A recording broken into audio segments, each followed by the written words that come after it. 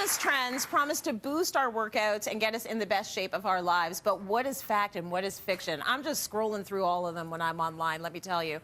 Here to help us figure it out is Brent Bishop, fitness guru, personal trainer, gym owner.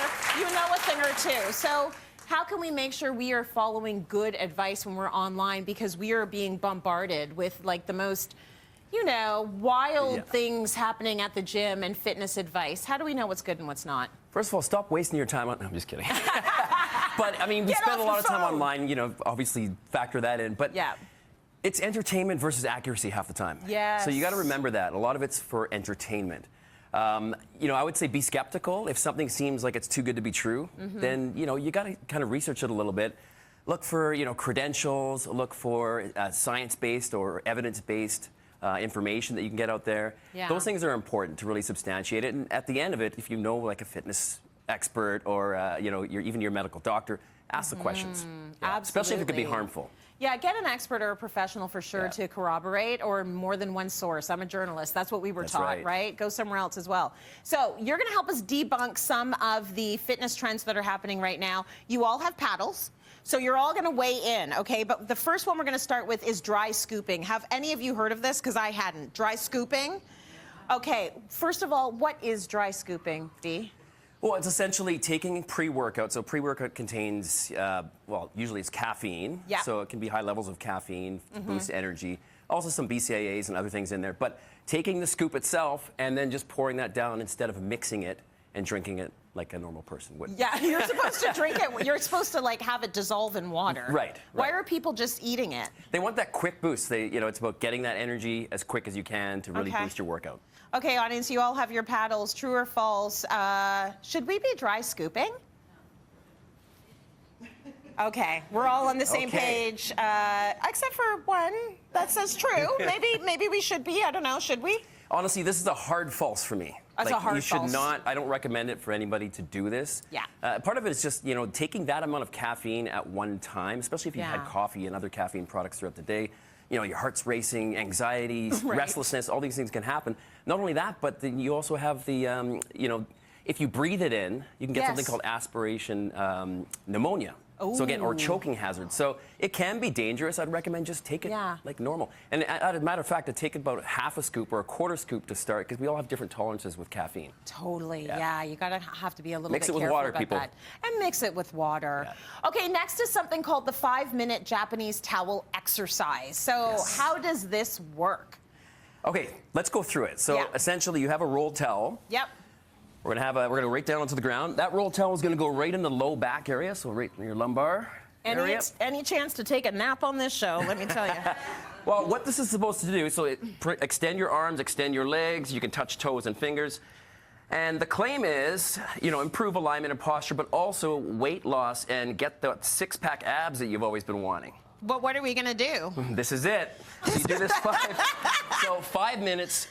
10 times, 10 days for 5 minutes is what you're required to do. And are my abs becoming shredded right now? They're becoming like, that's interesting. Okay, you all have your paddles. True or false, this towel exercise is the key to great abs. Well, we have a mix. Oh my gosh, a lot of you are saying we have a mixture of responses. Half true, half false. It's because you're wishing. You're wishing that that's the case. Are we hoping that it was the answer? Yes, me too. Unfortunately, lying for 5 minutes for 10 days with a towel under your back is not going to give you six-pack abs or help you with weight loss. It may improve your alignment and your posture and stretch out your flexors a little bit. So it's not a bad thing. It's not something you need to stay away from. But just what it's doing is not six-pack abs. It'll feel good if you've just woken up and you sleep all mangled like I do to stretch your back out. Absolutely. But there's no way you're creating abs. Abs are actually made in the kitchen. In the kitchen.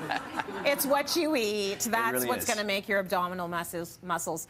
Okay, here's another trend. I'm excited about this one. It's called floor time. Floor time, like the babies have tummy time. Now. This is floor time? This is floor time. Is this the whole trend? So the trend is sitting on the floor more often than you know, just sitting in a chair, for example, is going to improve your posture, improve your mobility, and also enhance your longevity. I'm going to live forever because I'm always sitting on the ground at home. I've skipped the couch all the time and sit on the ground. You guys tell me, do you think that we should be sitting on the floor more? I'm going to say true. I don't know if it does anything, That's almost though. 100% true there. Yeah, is it going to make us live longer? I mean, there's a lot of truth to this. So, you know, sitting in different postures. Again, you have to be aware of your posture when you're sitting. It's not about being slouched. Yeah. So that's one of the benefits is it gives you more awareness of postural awareness. So you're using your core, your low back, those muscles more often. Yeah. So I think, yes, improving your posture, possibly helping with a little bit of mobility based on your seated position. Okay. But for a longevity standpoint, what's the most important here is the getting up and down from that position. Ooh. Right? So the more you sit, the more you have to get up and down, the more you focus on your mobility. There's something called SRT, which is a sit to raise test that you can do. Okay. So essentially, you start at 10, score of 10, and then every point you put down on the ground to get up removes a point off that 10. So here, that's if I get up with one hand, that's a 9 out of 10. That's amazing. Right, so some people may need to do two hands, a knee. I would do like this. Yeah. You're still on the ground, though. But that's gonna be much more related to. Actually, that's great that you're doing the movement That actually too. felt really good. Right? Yeah. But longevity, mobility, balance, all these things are important to get up and sit down. So if you do this over the ages, yeah, it's going to help you. Yeah, okay, getting up is a big thing, and I think that it's something we all need to practice. Absolutely. Like, I know we do it at the gym with kettlebells, but, like, just getting up is a thing. I want to talk about exercise snacks. We do not mean food. We've talked about this before. So what's an exercise snack? These are essentially small little bursts of exercise, 1 to 10 minutes that you do throughout the day. Okay. There's an example here. I mean, doing this 30 seconds of each of these exercises you're seeing, maybe for 3 rounds, in under 5 minutes, you've completed a workout that's got your heart rate up, got you focusing on balance, strength, and all those things. And I think the positive of this is, we'll see what people say first, and I'll give you the positive. What do you think? Is an exercise snack a thing that we should commit to? I'm going to say true. Brush your teeth and do this.